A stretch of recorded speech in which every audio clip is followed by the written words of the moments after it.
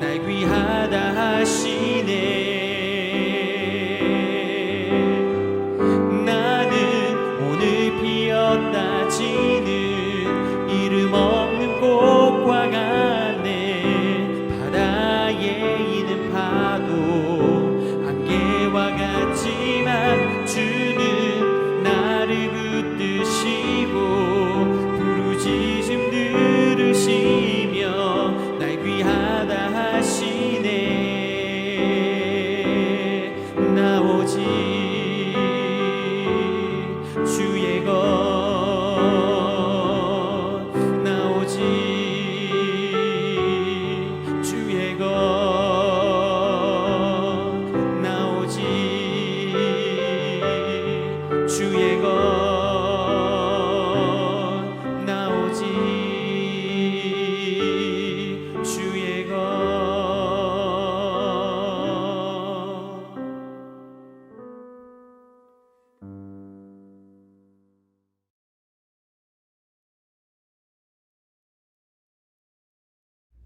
샬롬.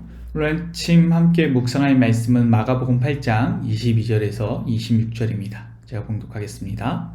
벳세다 이름의 사람들이 맹인 한 사람을 데리고 예수께 나와 손 대시기를 구하거늘 예수께서 맹인의 손을 붙잡으시고 마을 밖으로 데리고 나가사 눈에 침을 뱉으시며 그에게 안수하시고 무엇이 보이느냐 물으시니 쳐다보며 이르되 사람들이 보이나이다. 나무 같은 것들이 걸어가는 것을 보나이다 하거늘 이에 그 눈에 다시 안수하심에 그가 주목하여 보더니 나아서 모든 것을 밝히 보는지라. 예수께서 그 사람을 집으로 보내심에 이르시되 마을에는 들어가지 말라 하시니라. 아멘. 오늘은 벳세다 맹인 치유 사건에 대해서 한 번 더 묵상해 보기 원합니다.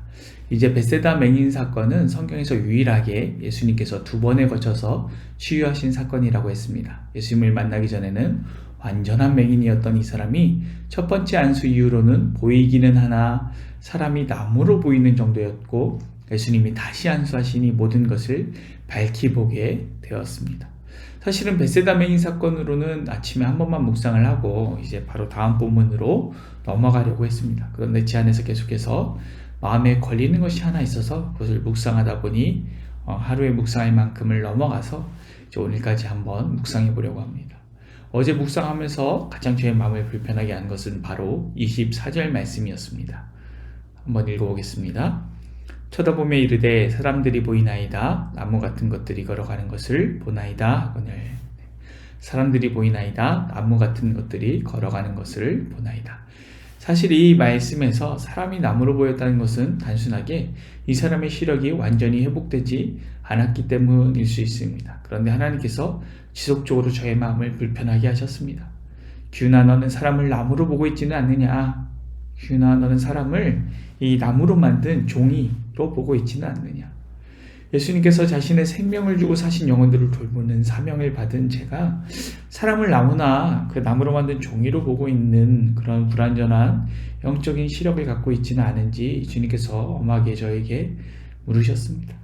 성경을 바르게 읽기 위한 도구인 해석학으로 보면 저에게 든 이런 마음은 어쩌면 성경을 오독한 것일 수도 있고 또 평소에 제가 즐겨 사용하는 성경 읽기 방법도 아닙니다. 그런데 이러한 저의 마음에 든 생각이 오히려 성경을 바르게 읽기 위한 해석학과 더해져서 저에게 뭔가 변화를 주고 있는 것을 제가 느꼈습니다. 사람을 나무로 보고 있는 저에게 모든 것을 밝히 보는 일이 벌어진다면 저에게 어떤 변화가 일어날까요? 마가복음은 처음부터 끝까지 아주 강렬하게 십자가라는 목적지로 향하고 있습니다. 그리고 십자가를 전혀 감당할 수 없는 제자들의 연약한 모습이 나타나고 있습니다. 마가복음 10장 38절을 제가 읽어보겠습니다. 예수께서 이르시되 너희는 너희가 구하는 것을 알지 못하는도다. 내가 마시는 잔을 너희가 마실 수 있으며 내가 받는 세례를 너희가 받을 수 있느냐. 제자들은 예수님이 가시는 십자가의 길을 따라갈 수 없는 모습으로 마가복음에서 계속해서 등장하고 있습니다. 왜냐하면 그들은 온전한 영적 시력을 갖고 있지 못하기 때문입니다. 그런데 그들이 온전한 영적 시력을 갖게 된다면 어떻게 될까요? 주님은 저에게 이 말씀을 묵상하면서 이런 찬양을 하게 하셨습니다. 우리 모두 다 아시는 찬양일 거라고 생각합니다. 똑바로 보고 싶어요 라는 찬양이 있는데요. 똑바로 보고 싶어요 주님, 온전한 눈짓으로 똑바로 보고 싶어요 주님, 곁눈질 하긴 싫어요.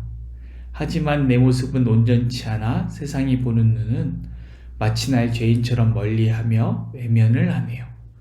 주님, 이 낮은 자를 통하여 어디에 쓰시려고 이렇게 초라한 모습으로 만들어 놓으셨나요? 당신께 드릴 것은 사모하는 이 마음뿐, 이 생명도 달라시면 십자가에 놓겠으니 허울뿐인 육신 속에 참빛을 심게 하시고 가식뿐인 세상 속에 미랄로 썩게 하소서. 바른 영적 시야를 회복하게 되면 자신의 죄인된 모습을 바르게 인지하게 됩니다. 그러면 어떻게 됩니까? 죄 앞에서 비참으로 인해 멸망할 수밖에 없는 나의 존재에 대해서 깊이 인식하게 됩니다. 그리고 그에 이어서 나를 구원하신 십자가의 은혜를 또 깊이 깨닫게 됩니다. 그리고 이러한 고백을 할 수 있게 되는 것이죠. 당신께 드릴 것은 사모하는 이 마음뿐, 이 생명도 달라시면 십자가에 놓겠으니. 예수님께서 잡히시던 그날 밤 다 도망갈 수밖에 없었던 제자들, 그들은 십자가를 전혀 감당할 수 없었습니다. 그러나 부활하신 예수님을 다시 만나고 제자들은 우리가 주일에 사도행전 강해 목사님 설교 말씀을 통해서 듣고 있는 것처럼 이 사내들인 공유의 엄중하고 무거운 분위기, 그 무서운 분위기 속에서도 아주 담대하게 복음을 전할 수 있게 되는 것이고, 주를 위해 핍박을 받고 순교를 하는 것을 두려워하지 않을 수 있는 데까지 나가게 되는 것입니다. 예수님께서 제자들을 갈릴리 바다에서 처음 부르실 때 제자들의 삶은 사람을 나무로 보는 수준으로까지만 올라왔다면, 예수님께서 부활하신 이후에 다시 제자들을 갈릴리 바다에서 만나 주실 때 제자들의 삶은 모든 것을 밝히 보는 수준으로 변화되었습니다. 오늘 우리의 영적 시력은 어느 수준에 있는지 우리가 다시 한번 깊이 점검해 봤으면 좋겠습니다. 마가복음에서 계속 강조하고 있는 십자가의 길을 가기 위해서는 우리에게 이 영적인 시력이 회복되는 것이 가장 중요한 첫 단계일 것입니다. 주님, 나를 만나 주시옵소서. 나의 눈에 안수하여 주시옵소서. 주님, 나의 영적인 시력이 회복되게 하여 주시옵소서. 사람이 나무로 보이는 것이 아니라 사람이 예수께서 생명 주고 사신 귀한 영혼으로 보이는 역사가 있게 하여 주시옵소서. 나의 추악한 죄인됨이 분명하게 보이게 하시고, 예수님께서 나에게 베푸신 십자가의 은혜가 분명하게 보이게 하시고, 내가 예수님 따라 걸어가야 할 십자가의 길이 분명하게 보이게, 밝히 보이게 하여 주시옵소서. 그래서 그 길을 담대하게 걸어가게 하여 주시옵소서. 오늘 우리가 이렇게 고백할 수 있는 역사가 우리의 삶에 일어나길 간절히 소망합니다. 오늘 이 말씀 우리의 마음에 새기면서 오늘 하루는 우리 주변에 우리가 돌봐야 할 한 영혼 한 영혼이 밝히 보이길 소망합니다. 내가 위해서 기도해야 할 영혼, 연락해야 할 영혼, 내가 도움 주어야 할 한 영혼, 내가 전도하고 복음을 전해야 할 한 영혼이 나무로 보이는 것이 아니라 영혼으로 보여서 십자가의 은혜를 전달하게 하여 주시옵소서.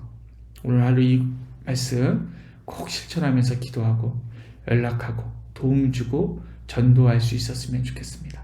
기도하겠습니다.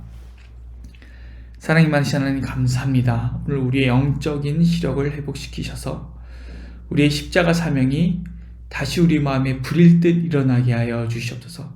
우리가 섬겨야 할 한 영혼을 찾아 섬기게 하여 주시고 나의 영적인 눈에 안수하여 주시옵소서. 감사를 드리며 예수님의 이름으로 기도드립니다. 아멘. 오늘 도구 기도는 신생아부를 위해서 기도하겠습니다. 신생아부를 섬기는 모든 분들을 위하여서, 그리고 우리 신생아부 아이들, 그리고 우리 신생아부 어머님들이 바르게 신앙생활을 할 수 있도록 이렇게 함께 기도해 주시고, 이어서 기도하실 때 담임 목사님 건강을 위하여서, 그리고 우리 교우들의 건강을 위하여서, 그리고 어려운 가운데 있는 이웃들을 위하여서, 또 교회를 위해서, 나라를 위해서, 그리고 코로나 사태가 해결될 수 있도록, 그리고 말씀을 붙들고 기도하실 때 정말 우리 주변에 우리가 꼭 돌아가야 할 한 영혼을 오늘 내가 섬길 수 있도록 역사하여 주시옵소서. 기도하시고 우리 주님 앞에 나아갔으면 좋겠습니다. 기도하겠습니다.